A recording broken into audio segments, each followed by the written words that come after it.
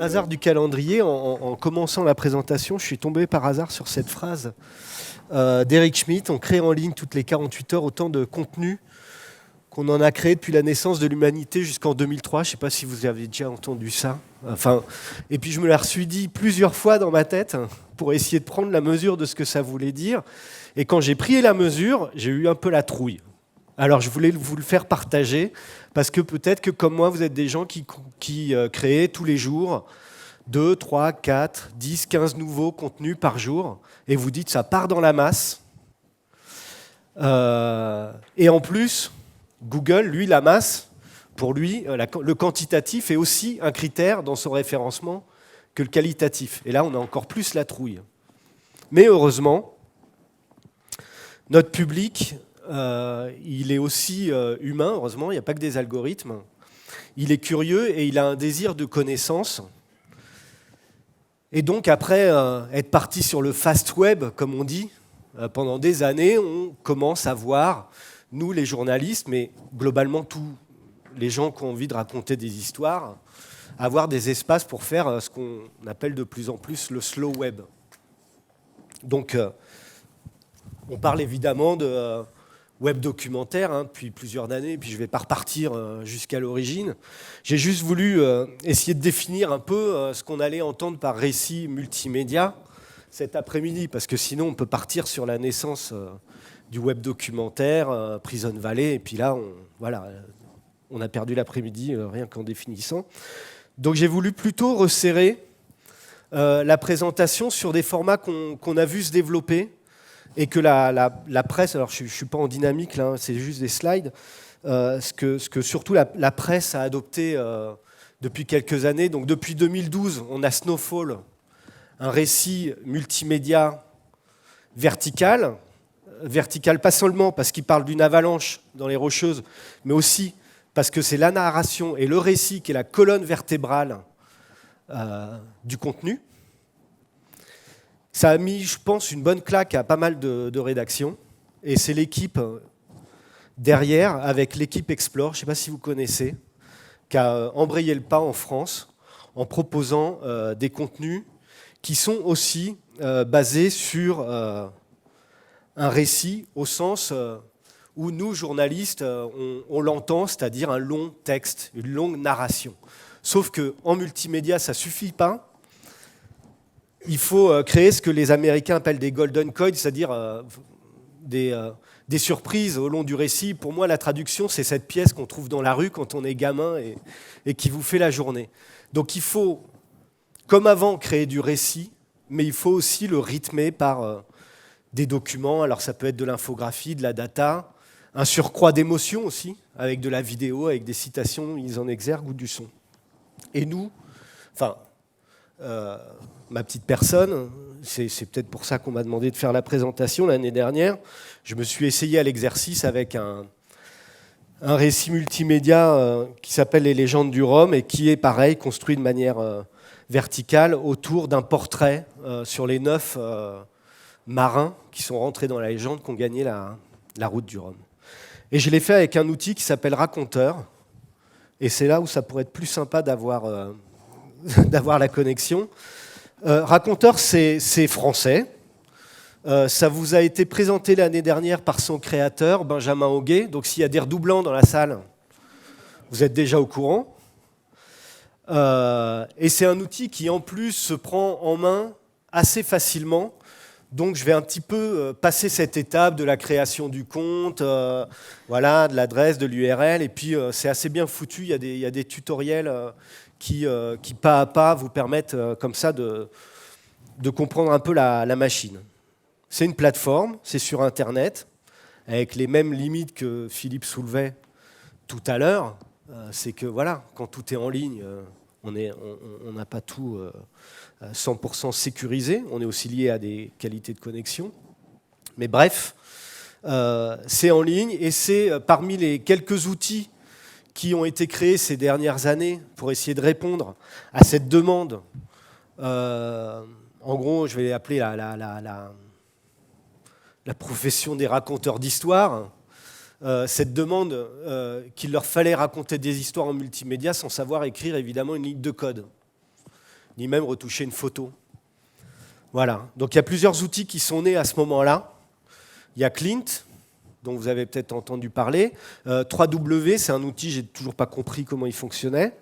Et Raconteur.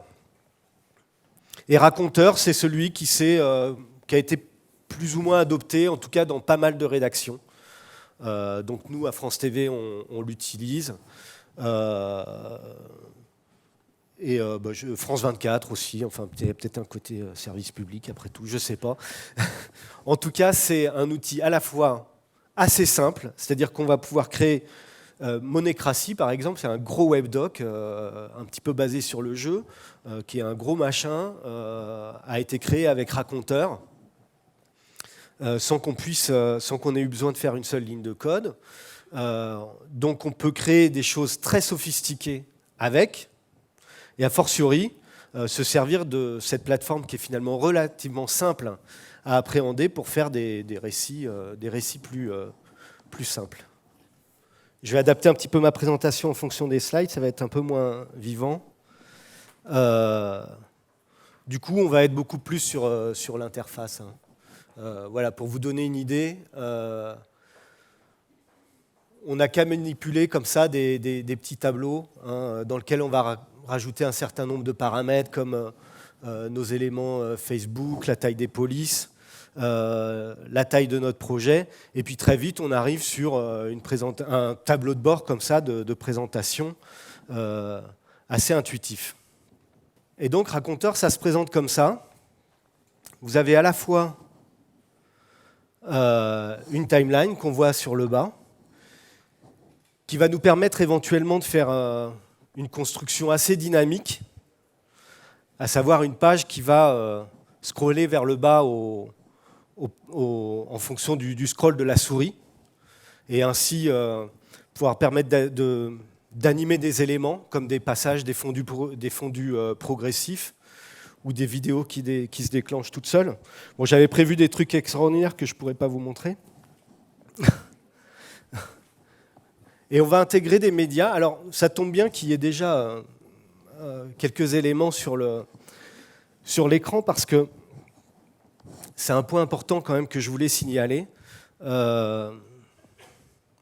Pour ceux qui connaissent Photoshop et Illustrator, par exemple, ça va être très intéressant de d'abord construire son projet, sa maquette sous Photoshop, et ensuite, par effet en mettant la maquette, en apportant la photo de votre maquette comme le premier média de votre projet, c'est-à-dire vous aurez une page blanche, vous allez cliquer sur la petite croix, vous aurez un choix de médias, et en choisissant image, vous allez aller dans la zone dédiée aux médias, que vous aurez précédemment renseigné avec tous vos médias.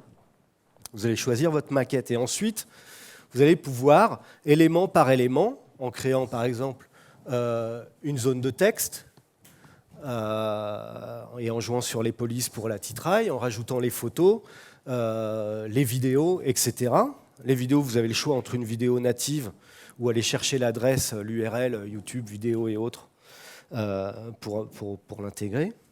Vous allez, par effet de transparence, pouvoir rapidement poser les éléments de votre projet. Et pourquoi c'est intéressant de fonctionner comme ça? C'est parce que,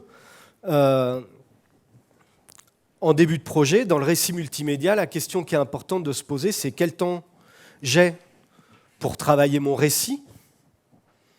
Alors évidemment, les sources, etc., mettons l'enquête, regrouper les éléments de son histoire, et puis ensuite travailler sur le fond, sur le récit, puisque ce sont des récits qui doivent avoir une narration assez forte, avec des citations qui sont mises en exergue, choisir quels vont être nos points où on va, je ne sais pas, rencontrer une vidéo, rencontrer une photo, rencontrer de la data vise, etc. Vous donnez du temps pour ce travail-là sans penser nécessairement à votre maquette. Passez ensuite à l'étape du travail, par exemple, sous Photoshop. Donc vous n'avez que à bouger des éléments comme ça de manière assez facile, aller chercher un visuel, le découper, le bouger. Et une fois que tous ces éléments, et sans vous prendre la tête sur des aspects de, je sais pas, de lien, de qu'est-ce qui se passe si je passe la souris là-dessus, etc. Et une fois que tout ça c'est prêt, vous allez passer à l'étape de la plateforme Internet. Et là, vous n'aurez plus de questions à vous poser, si ce n'est de travailler sur la forme. Donc vous aurez fait votre travail sur le fond, vous aurez corrigé vos fautes d'orthographe, vous serez posé toutes les questions qu'il faut vous poser, et ensuite vous serez dans l'étape de la construction, et ça sera un travail entre guillemets de bourrin, et vous serez dans la technique. Alors dans la technique sans ligne de code, dans la technique où on joue sur des petits pixels, où on cale les choses, mais voilà, on ne fait pas deux choses en même temps. Et dès lors, c'est un outil qui est assez simple à utiliser.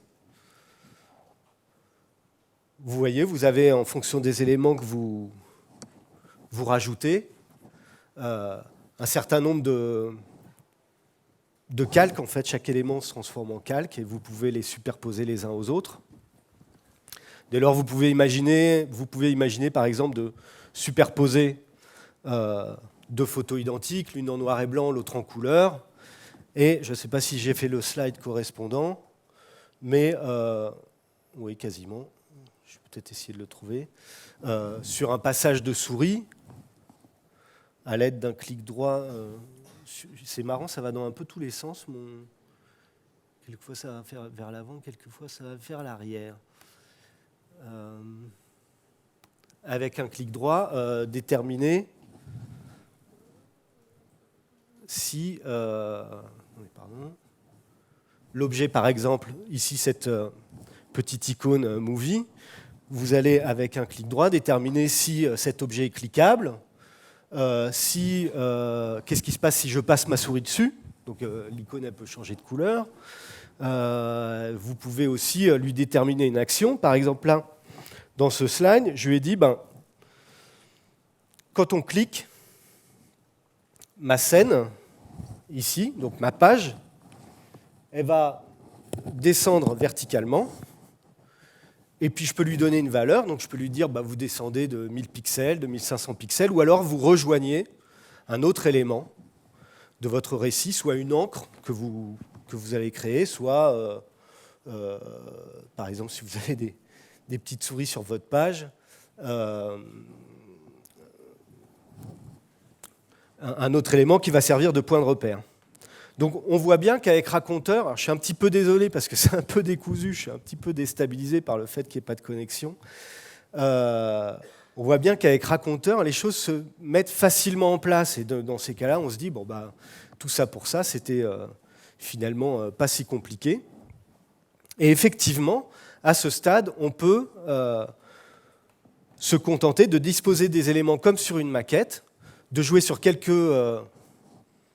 paramètres comme par exemple des objets cliquables qui font déplacer la scène, qui vous permettent d'aller d'un chapitre à un autre, des petits effets de passage de souris pour changer la couleur. Ça peut être changer la couleur aussi d'une data visualisation qui va mettre par exemple en exergue un chiffre, ce n'est pas que pour faire joli.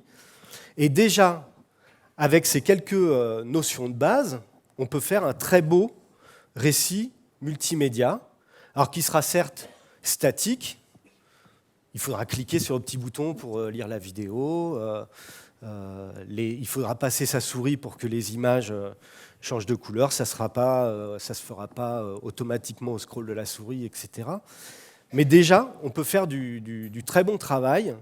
Et d'ailleurs, je conseillerais plutôt de se projeter vers ce type de résultat en se donnant le maximum de temps pour travailler justement le contenu, parce que ce qui fait la qualité d'un récit multimédia, tel que je vous l'ai un petit peu défini, c'est-à-dire une narration forte qui est la colonne vertébrale du produit, c'est évidemment pas l'outil, et même ce que vous en ferez, qui fera que vous aurez touché la curiosité du public. C'est deux choses, c'est la qualité du récit, et puis après, il faut que ce soit un minimum joli.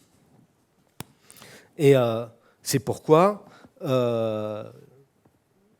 même si cet outil ne nécessite pas de savoir coder, il est assez bon d'avoir à ses côtés ou de savoir soi-même d'avoir soi-même quelques notions de graphisme et de design graphique d'une manière générale, pour faire des maquettes claires, voilà, pour éviter les fautes de goût, et puis voilà, pour s'offrir quand même quelques petites fourmis comme ça pour émailler le récit, avec des photos découpées, c'est quand même un peu plus joli. Du coup, j'ai perdu un petit peu de temps au début de la présentation. Donc je vais passer rapidement sur le deuxième volet, un petit peu de type de fonction qu'on peut avoir avec Raconteur. C'est de se servir de la timeline. Donc pour ceux qui connaissent un peu les logiciels vidéo, ou même les logiciels vidéo d'ailleurs grand public, on retrouve très vite cette notion de timeline. Ça consiste en cochant une option de Raconteur qui, dans les paramètres de propriété de la page, je ne sais pas si j'ai le slide, à choisir cette fonction scroll timeline. Et en fait, le scroll de la souris va remplacer, de manière un petit peu abstraite, le temps qui passe. C'est-à-dire qu'à un moment, vous dites, eh ben, mon internaute, quand il scrolle, eh ben, il fait 10 secondes, 20 secondes, 30 secondes, 40 secondes. Donc votre projet, il est complètement lié cette fois-ci à une notion de temps. Et c'est avec cette timeline que ça se passe. Et pour ça, vous allez sélectionner tous vos éléments de votre page. Donc il faut faire attention, parce que quand on en a 120, par exemple, ça peut s'avérer compliqué. Aller à un endroit de la timeline, par exemple, à 1 minute, tous les prendre et leur dire, il faut qu'à 1 minute, tous ces éléments, ils soient, je ne sais pas, 7000 pixels plus haut. Et par effet de cinématique inversée, quand vous reviendrez à 0, votre page va se caler sur le haut de la page et l'internaute il va faire vraiment baisser la page. Et dès lors, chaque élément a en quelque sorte sa place dans le temps. Et vous avez ensuite cette notion de point clé sur la timeline que vous pouvez créer. Et un élément, vous pouvez lui dire, sur ce point clé, à 40 secondes, vous êtes avec une opacité de 0%, et à 45 secondes, vous êtes à une opacité de 100%. Ou alors, vous êtes à gauche, vous passez à droite. Vous étiez en noir et blanc, je fais apparaître sur la même photo en couleur, etc. Et vous avez, comme ça, cet effet qu'on a vu aussi dans beaucoup de récits. Je ne peux pas vous les montrer, c'est dommage, mais des effets comme ça de ce qu'on a appelé la parallaxe. Vous avez l'impression que vous avez des corps de texte et des photos qui flottent dans des espaces relatifs les uns par rapport aux autres. Et puis une dimension un petit peu plus dynamique avec, je ne sais pas, on pourrait imaginer par exemple de faire un... Il faut que tu me dises pour l'heure parce que je n'ai pas du tout noté. Un effet de... vous faites un récit multimédia sur la nuit des morts vivants, voilà, vous allez avoir le haut de votre page qui est en couleur, et puis plus vous descendez, et à chaque fois au niveau de la zone de lecture, ça passe en noir et blanc, et puis voilà, les personnages se transforment en zombies. Tout ça, vous allez pouvoir vous amuser à le faire en utilisant, un peu comme dans un logiciel de montage, à la fois une timeline et la notion de point clé. Alors évidemment, comme ça, sur des trucs un peu statiques, c'est moins rigolo. Et puis, dernière chose, avec ce principe de timeline, vous pouvez aussi, à un point clé, déterminer que c'est cette fois-ci sur la scène elle-même que vous allez imprimer une action, et vous allez lui dire, quand vous êtes à 1 minute 5, vous passez à une autre page du projet, par exemple.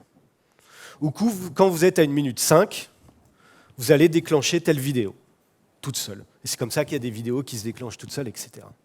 Voilà. Avec Raconteur, on peut faire tout ça, avec cette limite que, évidemment, plus on va essayer de faire quelque chose de sophistiqué, plus on va se prendre la tête, avec des trucs qui ne sont pas super bien calés, avec un calque qu'on a oublié de faire bouger, etc., etc. Donc, il vaut mieux penser aussi l'outil dans sa fonction assez simple. Combien ? Ah pardon, du coup, j'en avais terminé et je préfère qu'on prenne 2 minutes pour répondre à des questions de cette présentation. Je m'excuse, un peu brouillonne. Oui. Alors, la version gratuite, il y a une version gratuite qui vous permet de faire un projet qui va peser au maximum 500 mégas. Donc moi, par exemple, j'ai pu faire un projet pour moi, sans problème, et je ne me suis pas limité. Voilà, ça tenait. Et après, effectivement, pour pouvoir avoir plusieurs projets en série, et sur plus de 500 mégas, il y a une version payante, mais je ne connais pas trop les prix. Il y a un tarif enseignement, enseignant, etc., etc. Donc c'est toujours bon à savoir ça. Le projet est hébergé sur Raconteur. La page en tant que telle est aussi hébergée par Raconteur, que ce soit en version gratuite ou en version payante. Mais évidemment, vous avez un code d'intégration qui vous permet de l'intégrer sur vos pages. Après, je ne sais pas, il y a peut-être un moyen aussi d'avoir une fonction d'export sur un serveur distant, mais pour l'instant, je ne crois pas. Pour l'instant, c'est Raconteur qui héberge. D'accord. Donc, voilà. Nous, par exemple, à France Télévisions, tout est hébergé chez Raconteur. Bon, pour l'instant, ça va. C'est que en ligne. Ça, voilà, c'est un petit peu la limite, sans doute. Mais je ne connais pas, après, d'outils qui sont spécialement embarqués. Par contre, je voulais quand même vous parler d'une alternative. Il y en a plein d'autres, hein, mais je me souviens de celle-là qui s'appelle Immersive de Shortland, qui vous permet de retrouver la structure de ces récits, donc avec texte, et puis des rythmés, j'aime bien ce mot rythmé, par des vidéos, des photos, des infographies, etc. Et là, vous pouvez le faire sur des trucs quasiment clés en main, hyper simples à utiliser. Voilà, où vous avez des templates déjà tout faits et puis vous avez juste à rajouter vos contenus. Et je voulais vous en parler parce que voilà, Raconteur, c'est super, mais en même temps, c'est très puissant. Donc tout ce qui est puissant, on peut l'utiliser simplement, puis tout d'un coup se perdre avec des fonctionnalités qu'on va trouver super, voilà, comme les zombies qui passent de couleur en noir et blanc. Mais si on n'est pas vraiment obligé de le faire, quelquefois il faut s'abstenir pour se concentrer plus justement sur le temps qu'on a à passer, sur le récit qu'on a à faire, créer des médias intéressants, etc.